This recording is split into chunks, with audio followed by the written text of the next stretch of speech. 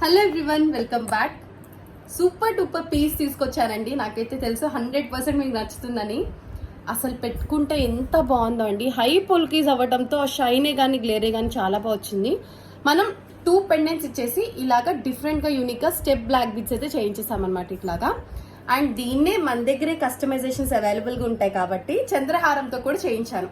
So ఎవరికైతే చంద్రహారం నచ్చుతుందో వాళ్ళకి ఈ పీస్ అయితే ఖచ్చితంగా నచ్చుతుంది. చూడండి, ఇలా చేయించేసాను అనమాట.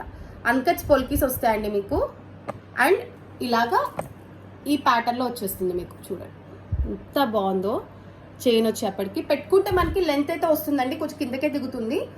సో నేను జస్ట్ ఇలాగా మీకు ఎగ్జాంపుల్గా పెట్టుకుని చూపించేస్తాను.